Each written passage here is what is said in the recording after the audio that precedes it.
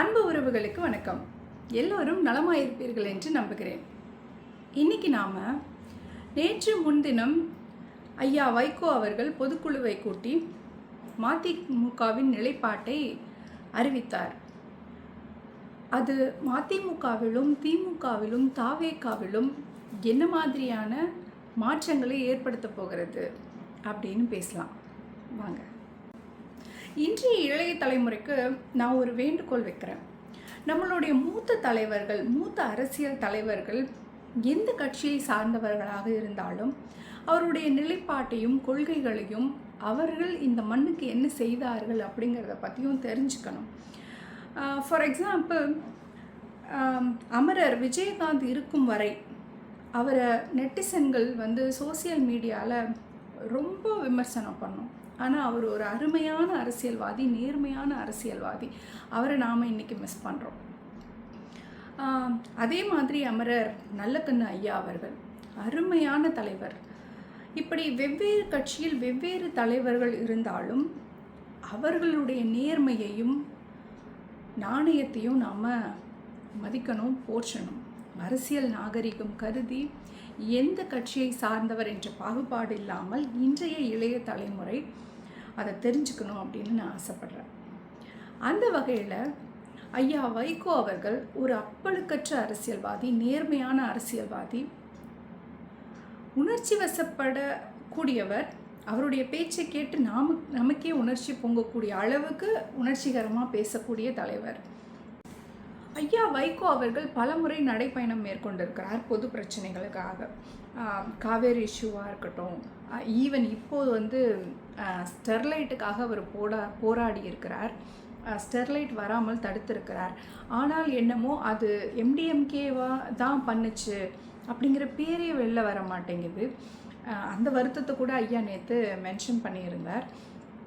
And then இந்த கருவேல மரங்கள் எல்லாம் வெட்டப்படணும், அதை ஒழிக்கணும் அப்படிங்கிற இதை அந்த கேஸ் போட்டு அதுக்காக வாதாடி அந்த இதை கொண்டு வந்ததும் திரு வைகோ ஐயா அவர்கள் தான். ஆனால் திட்டமிட்டு இந்த தலைவரின் பெயர் வெளியே வராமல் செய்யப்படுகிறதா அப்படிங்கிற கேள்வியை அவர் எழுப்பியிருக்கார். எனக்கு என்னமோ அது உண்மைன்னு தான் படுது. மூத்த பத்திரிகையாளர் பாண்டே, நான் பெரிதும் மதிக்கிற பத்திரிகையாளர், அவர் ஐயா வைகோவை பற்றி நிறைய பேசியிருக்கார். அதெல்லாம் பார்க்கும்போது ரொம்ப ரொம்ப இன்ஸ்பைரிங்காக இருக்கும். ஒரு முக்கியமான பாயிண்ட் ஐயாவை பற்றி சொல்லணுன்னா, திரு பாண்டி அவர்கள் இப்படி குறிப்பிட்டிருப்பார் தன்னுடைய காணொளியில். அது என்னன்னா, ஊழலுக்காக சிறை சென்ற அரசியல்வாதிகள் ஜாஸ்தி, ஆனால் தேச நலனுக்காக, தேசப்பணிக்காக சிறை சென்ற அரசியல்வாதி அப்படின்னு பார்த்தோன்னா எனக்கு தெரிஞ்சு அது திரு வைகோ ஐயா அவர்கள் தான்.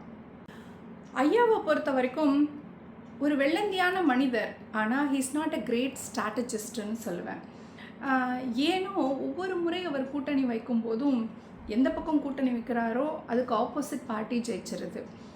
சரி, இப்போ நேற்று நடந்த இந்த பொதுக்குழுவின் முடிவில் ஐயா வைகோ அவர்கள் நாங்கள் திமுக கூட்டணியிலிருந்து வெளியேறுகிறோம் அப்படின்னு அறிவிச்சிட்டார். இதற்கு முன்பாகவே விமர்சனங்கள் திமுக தரப்பிலிருந்து வர ஆரம்பித்து விட்டது. உதாரணத்திற்கு சொல்லப்போனால் ஆர் ராசா அவர்கள் ஒரு மண்டபம் அளவு தான் தேரும், நீங்கள் கூட்டணி பற்றி எக்ஸ்டெண்ட் பண்ண போகிறோமா இல்லையாங்கிறத பற்றி பொதுக்குழுவை கூட்டி சொல்ல போகிறீங்களா அப்படின்னு ஒரு விமர்சனத்தை வைத்தார். அது கடுமையான விமர்சனம். இந்த பொதுக்குழுவின் இறுதியில் வைகோ அவர்கள் தெளிவாக ஐயா கூறிவிட்டார், நாங்கள் திமுகவிலிருந்து வெளியேறுகிறோம், கூட்டணியிலிருந்து வெளியேறுகிறோம் அப்படின்னு. நாங்கள் தாவேகாவை ஆதரிக்க போகிறோம் அப்படின்ற நிலைப்பாட்டை எடுத்திருக்காங்க.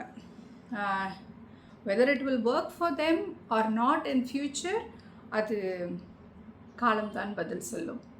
எது திரு வைகோ ஐயா அவர்களை இந்த முடிவை எடுக்க வைத்தது, இதன் பின்புலம் என்ன அப்படின்னு யோசித்து பார்த்தோன்னா, 2026 எலெக்ஷனில் திமுக எம்டிஎம்கேக்குன்னு அவங்க தனி சின்னத்தில் நிற்கிறதுக்கான வாய்ப்பை வழங்கலை. அது எம்டிஎம்கேக்கு ஒரு பெரிய பின்னடைவாக பார்க்கப்படுது. செகண்ட்லி, அலோகேட் பண்ண சீட்ஸ் ரொம்ப ரொம்ப கம்மி. கம்பேரிட்டிவ்லி மற்ற கட்சிகளுக்கு லைக் டிஎம்டிகே, பிசிகே அவர்களுக்கெல்லாம் நிறைய தொகுதிகள் கொடுக்கப்படும் போது எம்டிஎம்கேக்கு குறைவான தொகுதிகளே வழங்கப்பட்டது அப்படின்னு ஐயா தன்னுடைய வருத்தத்தை தெரிவித்திருந்தார். என்ன இருந்தாலும் சொந்த சின்னத்தில் நிற்கிற வாய்ப்பு எம்டிஎம்கேக்கு வழங்கப்பட்டிருக்கணும். அது வழங்கப்படாதது பெரிய வருத்தம் தான். குறிவைத்து எம்டிஎம்கே அப்படிங்கிற கட்சி சிதைக்கப்பட்டு கொண்டு தான் இருக்கிறது தொடர்ந்து அப்படிங்கிறத நாம் பார்க்குறோம்.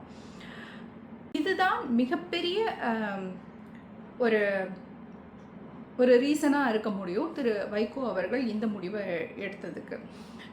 ஓகே, தொடர்ந்து நாம் இப்படியே பயணிச்சுக்கிட்டு இருந்தோம்னா கட்சியை வலுப்படுத்த முடியாது அப்படின்னு. இப்போது ஐயா இன்னொரு பாயிண்ட்டையும் மென்ஷன் பண்ணார். 2 எம்எல்ஏக்கள் ராஜினாமா செஞ்சிட்டாங்கன்னா இடைத்தேர்தலில் உங்களுக்கு நாங்களே பிரச்சாரம் பண்ணித்தரோன்னு தமிழக முதல்வர் திரு விஜய் அவர்கள் கூறியதாக ஐயா குறிப்பிட்டிருந்தார். இது நோட் பண்ண வேண்டிய பாயிண்ட். ஒரு கேள்வி எழுப்புது. இப்போது விஜய் அவர்களுக்கு இந்த 2 எம்எல்ஏக்கள் தேவையா இல்லை எம்டிஎம்கேவோட ஆதரவு தேவையா அப்படிங்கிற கேள்வியை எழுப்பியிருக்கு. திமுகவை பொறுத்த மட்டில் 2026 எலெக்ஷனில் இத்தனை கூட்டணி பலம் பொருந்திய கட்சியாக இருந்தது. Congress, MDMK, DMDK, VCK, communist கட்சிகள், இப்படி பல கட்சிகளின் ஆதரவோடு இருந்த திமுக இன்று பல கட்சிகள் விலகுவதையும் சில கட்சிகள் மட்டுமே ஆதரவு அளிப்பதையும் நாம் பார்க்க முடியுது. இது திமுகவுக்கு கண்டிப்பாக இடைத்தேர்தலில் பின்னடைவை ஏற்படுத்தும் அப்படின்னு பேசப்படுது. ஆனால் இடைத்தேர்தலோட முடிவுகள் எப்படி இருக்குன்னு காத்திருந்து தான் பார்க்கணும். திரு ஸ்டாலின் ஐயா அவர்கள் போட்டியிட போகிறாரா அல்லது அவருடைய கட்சியின் சார்பாக மற்ற பிரதிநிதிகளை நிறுத்தப் போகிறாரா? இப்போ அம்பாசமுத்திரம் தொகுதியில் கூட திரு சீமான் அண்ணன் அவர்கள் டிஎம்கே அண்ட் ஏடிஎம்கேவோட ஆதரவோடு நிற்க போகிறதா செய்திகள் வலம் வருது. ஸோ இப்படி என்ன செஞ்சு டிஎம்கே தன்னை தக்க வச்சுக்க போகுது அரசியல் களத்தில் அப்படின்னு நம்மளை யோசிக்க வைக்குது இந்த நகர்வுகள். டிவிகேவை பொறுத்தவரையில் எம்டிஎம்கேலேருந்து 2 எம்எல்ஏக்கள் ராஜினாமா பண்ண சொன்ன நிகழ்வு நடக்கலை. அவங்க எக்ஸ்பெக்ட் பண்ணது 2 பேர் ராஜினாமா பண்ணணும். பட் நாம் பார்த்தோன்னா எம்டிஎம்கேயில் இருக்கிற ஒரு எம்எல்ஏ 2 பேருமே ராஜினாமா பண்ணல. அதில் ஒருத்தர் டிஎம்கேக்கு போயிட்டார், ஒருத்தர் எம்டிஎம்கேலேயே தொடர்றார். ஆனால் எம்எல்ஏவை ராஜினாமா பண்ண போகிறதில்ல அப்படின்னு அறிவிச்சிட்டார். ஸோ இந்த நிலையில் இது டிவிகேவுக்கு என்ன மாதிரியான பெனிஃபிட்டாக இருக்கும் அப்படிங்கிறது தெரியல.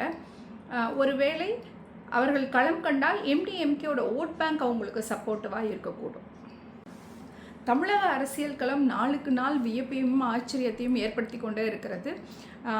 கட்சியில் மாற்றங்கள், ஆட்சியில் மாற்றங்கள், ராஜினாமாக்கள் என பல நிகழ்வுகள் நடந்து கொண்டே இருக்கின்றன. கூர்ந்து கவனிப்போம் என்ன நடந்து கொண்டு இருக்கிறது என்று.